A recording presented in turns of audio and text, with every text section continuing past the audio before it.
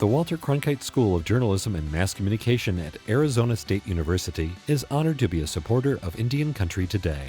ASU offers the only online undergraduate digital media literacy degree, teaching students how to recognize and combat inaccuracies on all platforms. They are using cutting-edge tools and tactics to separate fact from fiction in a digital world overloaded with misinformation.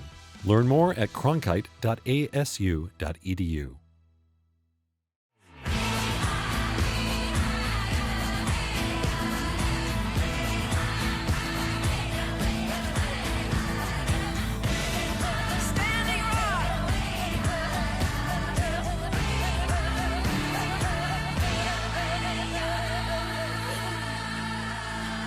This is Indian Country Today. Esquili, yes, thank you for joining us. I'm Patty Thalohungva. Brian Newland is now confirmed as the Assistant Secretary overseeing Indian Affairs at the Interior Department. On Saturday, the U.S. Senate voted to confirm Newland. He was nominated by President Joe Biden in April. Newland previously served as a policy advisor for Indian Affairs at the Interior under President Barack Obama. Newland grew up on the Bay Mills Indian Reservation in Michigan and lived in tribal housing. He graduated from Michigan State University and then was the first Native student to enroll in the Indigenous Law and Policy program there. In 2013, he was elected chief judge of his tribal court and helped set up the Bay Mills Healing to Wellness Court, which focused on court-ordered substance abuse treatment. He was elected tribal president in 2017 and led his tribe through the coronavirus pandemic. He left that post to join the Interior Department.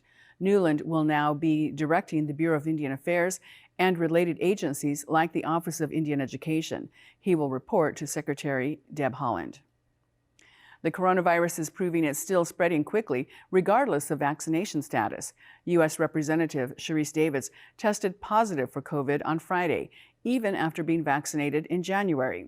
She issued a news release saying her symptoms are mild and she's isolating at home. She also recently had surgery on her thyroid. She said in her statement, "I'm incredibly grateful for the vaccine and the protection that it offers. I know things could have been much worse for me without it."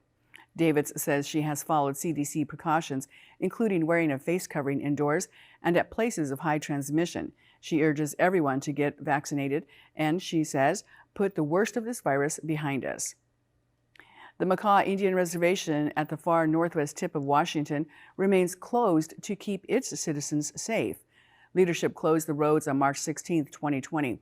Guards stand at the checkpoints to make sure only people who belong on the reservation get in. Indoor gatherings are not allowed and outdoor events are limited to 10 people. Face coverings are mandatory at all public indoor events. The Makah Nation was the first community in Washington state to completely close due to the coronavirus. King 5 reports the number of cases on the reservation stands at 21, and 8 of those were diagnosed just last month. Tribal leaders believe those cases came from people who traveled to places like Las Vegas and Hawaii. One big reason the nation is being extra cautious is because in the 1800s, they had 2 outbreaks of smallpox and lost 90% of their population. Today, there's one walk-in clinic to serve the 1,500 citizens.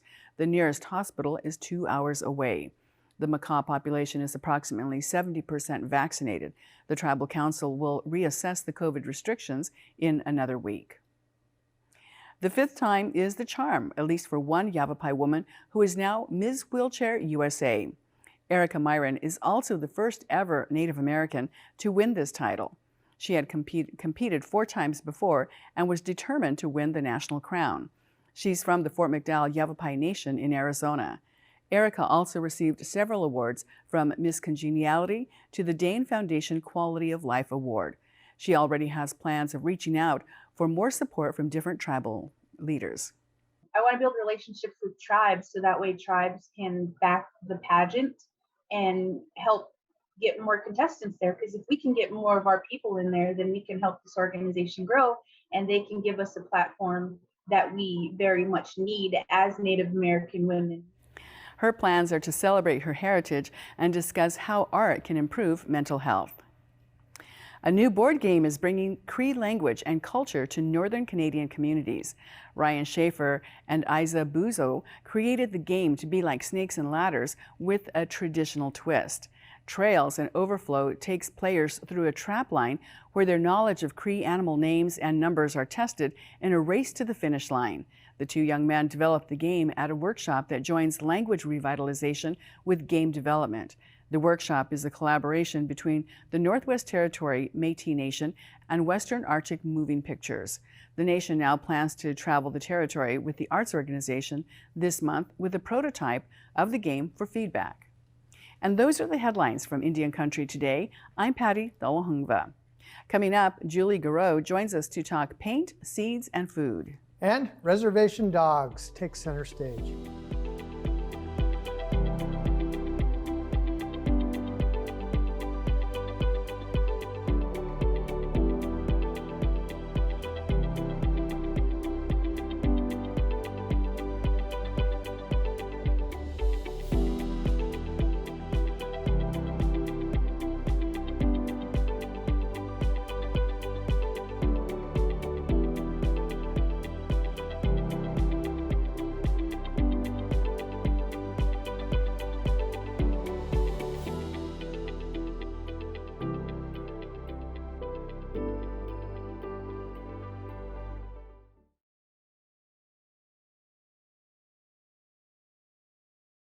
Graffiti is an eyesore throughout Indian Country, but in Eagle Butte, the youth are encouraged to spray and taught by some of the greatest Native artists at Red Can, an annual event for Cheyenne River Youth Project, just one of the many programs happening in South Dakota. Julie Garreau, a founder and its executive director, joins us today. Welcome, Julie. Thank you very much. Thanks for the invitation. Well, let's start with the big picture on how you have these programs for the youth. Well, you mentioned Red Can right away, and that is, one of our signature events that we've been offering for the last, I think, 7 years now. But really, it falls in line with all the other very creative youth programs that we offer at the Cheyenne River Youth Project.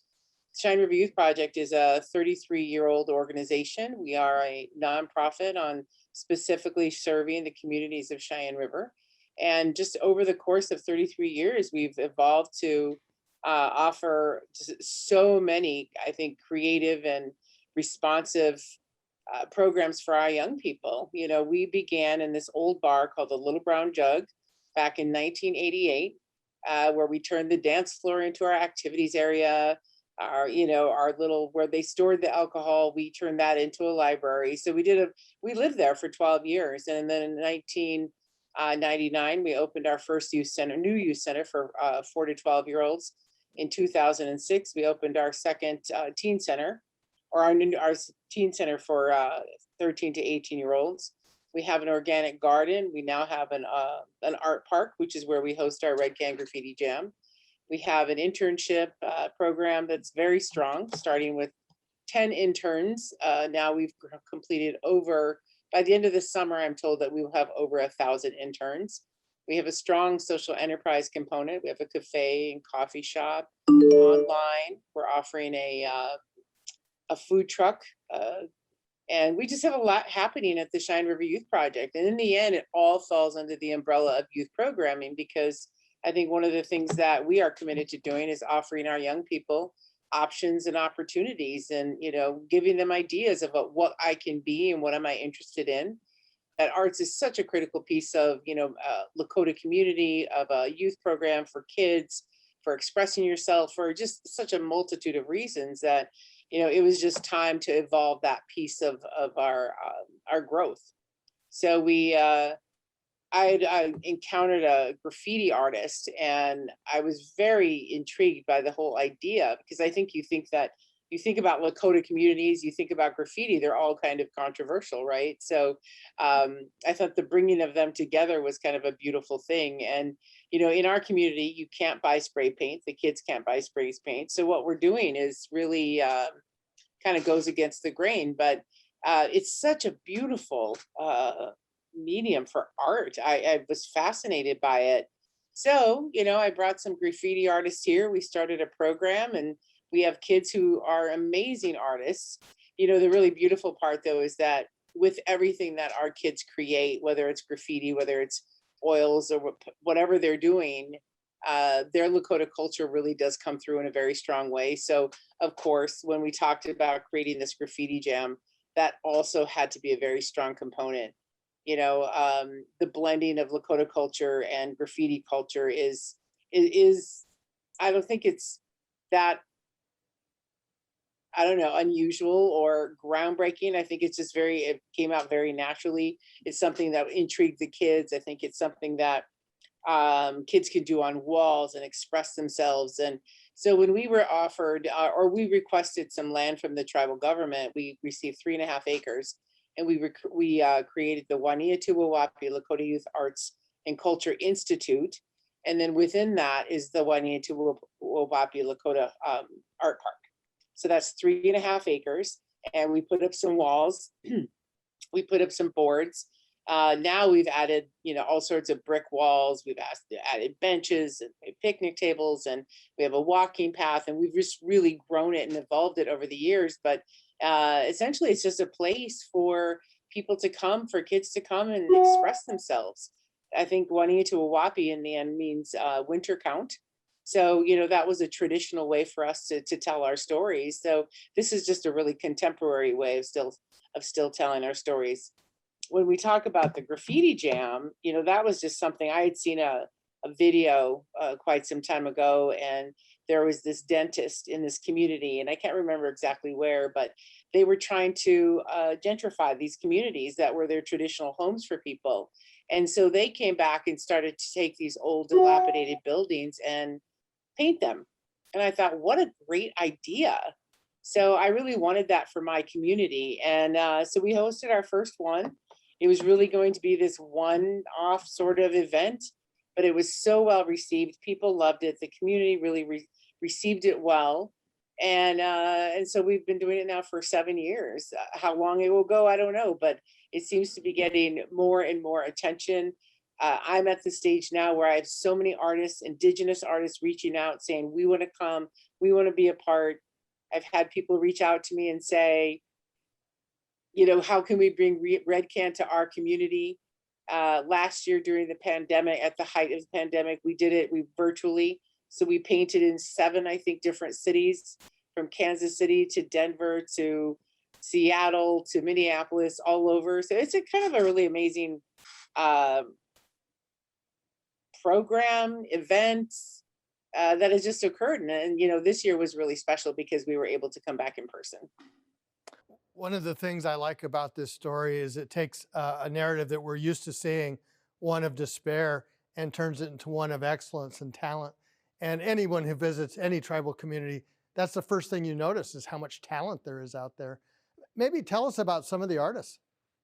So the artists are, I would say about 75% of them are indigenous. They come from all over the country. We have, Cherokee, Yaqui, we have Odom, but they're just coming from all over. And so the artists come understanding, and now mind you, I have to say this first, that Red Can is not for every graffiti writer, for graffiti artists, because in this particular case, you come and you kind of leave that ego at the door. You come in to completely just lift your community, this community up. So the people who do come here, the artists who do come, really understand that they're investing in just lifting a community that has a lot of its own challenges, and they want to leave behind them the art, the good feelings, the messaging. And so, yeah, it's really just, they're very special people. Several of them have come back many times, or I think we have at least 5 of them who have come every single year that we've offered the graffiti jam. Julie, another part of your effort is about food sovereignty and rethinking the relationship with food and young people. Perhaps talk about that a bit. Sure. We have Tokawi Garden, which is a plot of land that we have been growing food in since the mid 1970s. My mom, Ione Garrow, was the director of the elderly nutrition program, and she really felt that the one thing that we could do that would help is if we could have community gardens, or if people could have gardens. She said the health of our people would improve. So they managed the garden up until about 1999, 2000. A lot of her elders had passed on, a lot of the people who were farmers who knew how to take care of gardens. So she offered it to us, and our building is right across the parking lot from them. So we accepted it, and I accepted it because, not because I was a gardener or farmer or knew exactly what I was doing, but I feel like, Cheyenne River has about 3 million square acres of land. That's a lot of land. And I think that as a land-based tribe, one of the things that our young people really need to learn to understand is what that land can do for you. So the land it could just feed you. It could be economic development. It could be tradition. It could be food security. There's so many things that just a little plot of land can do for a family. And I really want our young people to understand that. So our garden now produces well over 10,000 pounds of food a year. The pandemic has changed it a little bit. Normally we have a farm stand, we sell it. We use the food in our cafe. So we do farm to table, we process it, we sell it in our gift shop. We do a lot of really great things with the food. Primarily we feed the kids. We really want them to understand that where your food is coming from. And so this year, for example, we had planted sand cherries a few years back. So this year we grew them, they harvested them, we made jelly, we ate them. So knowing where your food comes from is really critical. And I think we saw a lot of food insecurity during the pandemic. We only have 30 seconds left, but you have something coming up this fall. Could you tell us about that? Sure. We have always things going, but we have a fall harvest where we showcase all the food we've grown. We have the Christmas toy drive. We have all the special events during the special seasons. We have daily after school programming. Interns are coming up. We just have so much that's always on our plate and always planned out. Well, we'll have to leave it there. Thank you, Julie. Thank you very much for having me. When we come back, we'll take you to the Hollywood premiere of Reservation Dogs.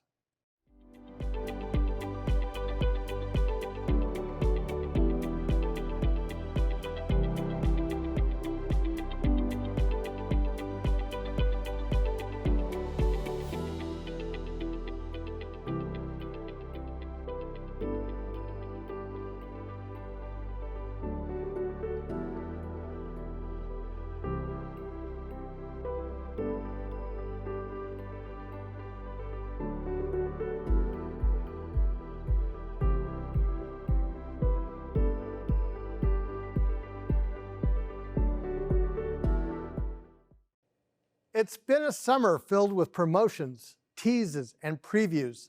Reservation Dogs is being released today on FX and Hulu. The story centers around teenagers living in Oklahoma who want nothing more than to leave their small town for the glamour of Los Angeles. But it's how they go about this effort and giving non-natives a glimpse of life on the reservation that makes this show so unique. Taika Waititi and Sterling Harjo are the producers of this series that features a cast of Native actors and story plots written by Native writers, not to mention Native directors. Last week, the stars came out in LA to premiere Reservation Dogs. We sent Max Montour to catch up with the stars and learn a little more about this groundbreaking show. We could be in California as soon as 2 months. California, here we come! It's so important to showing real res life. There's so many things that are so important to showing real life. You know, our people are so funny. Like, we probably have the most beautiful culture. So I think that indigenous representation for now is a big thing. Because growing up, you don't see Native people on TV. This is the first show that's actually written by Natives and has the all-Native cast.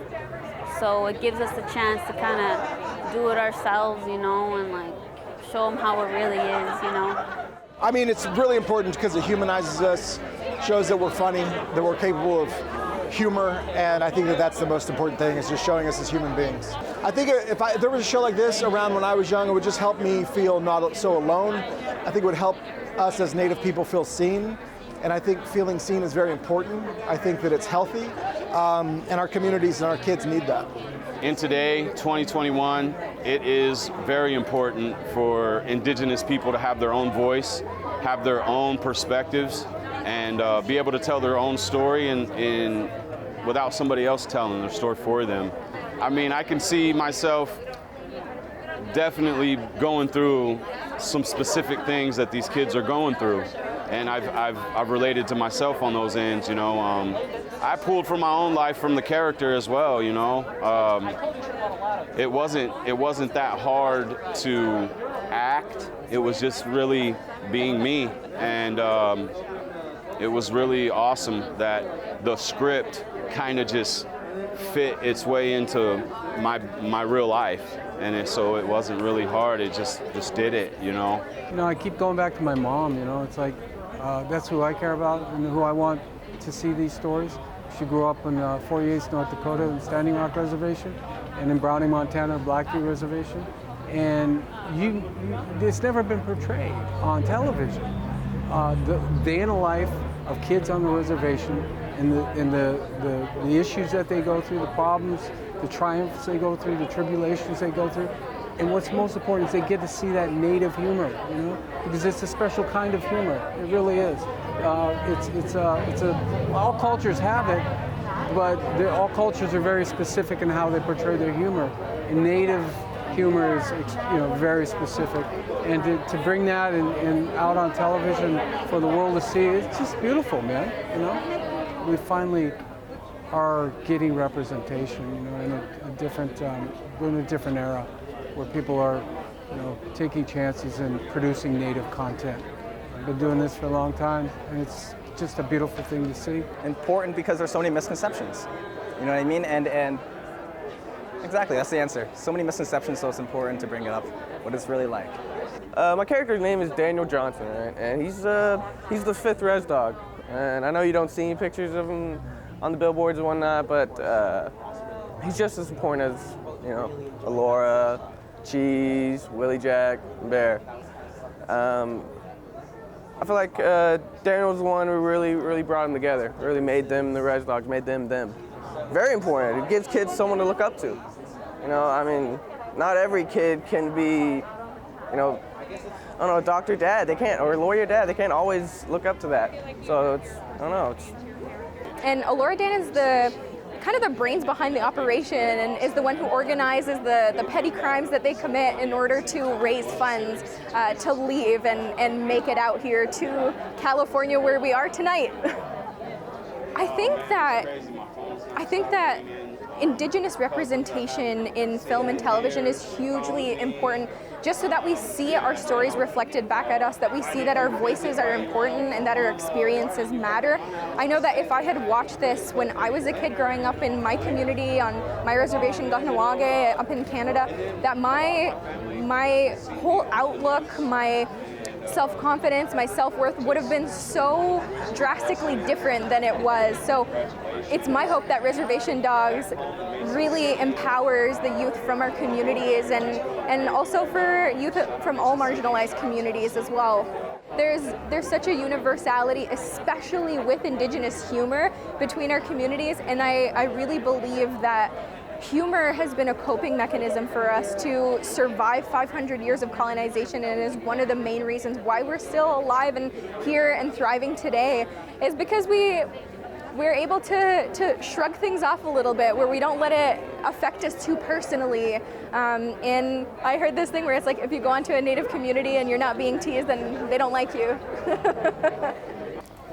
I think it's awesome to have this platform to shine light on Native issues and to put it in a comedic sense, because laughter is good medicine, and the world needs that right now, a lot of good medicine. So I don't know what you think. I think they're going to touch on a bunch of subjects that a lot of people are going to be like, man, that's going down on the res, and it might inspire some people to actually want to help out more on the res than what the government is doing. And I think a lot of other neighborhoods will relate with different issues that are relatable. Same things are happening on the res, maybe even worse so. So Cheese is a character, you know, who's he's like the little brother of the group. You know, he doesn't really have his own goals or anything. He just kind of follows along, does what he's told, and he might not understand everything 100%, but he's there to support it 100% of the way. Well, I think it's pretty important because, you know, you get to see like kind of like a day in life, like a lot of people. Of course, not all people, but Just seeing people like deal with our characters deal with our own problems or come in their own situations, or like a more realistic take on how reservations are. They're not all like doom and gloom. Just trying to catch that real essence. I think Sterling and Harjo really captured that. Sterling and Taika. I mean, working with Taika was like super intimidating at first because like I've been such a fan and he's such a star, but it was great. He's also just a community member first and foremost, and the same with Sterling Harjo, whose life this entire series is based off of. We all wanted to do Sterling right, and we all wanted to make sure that we were representing the Muskogee Creek and Seminole nations appropriately and respectfully and honestly, of course with that Native humor thrown in there. And I just feel really fortunate and honored and privileged to have been able to be a part of this project. Fight the man.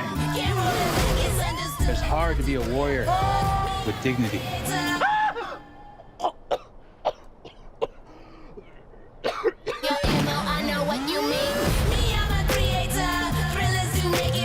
We making it drop when the Glock go pop, pop, pop. Bullets can't be stopped. That line 'em in chop when the Glock go pop, pop, pop. You better believe we shutting down shop when the Glock go pop, pop, pop. Again, Reservation Dogs is on FX and Hulu, and the first episode airs today. And that's a slice of our Indigenous world. Thanks for watching. For all the latest news, go to IndianCountryToday.com. I'm Mark Trahant. Sometimes you got to take a stand just because you know you can. Oh, you got to run, you got to run.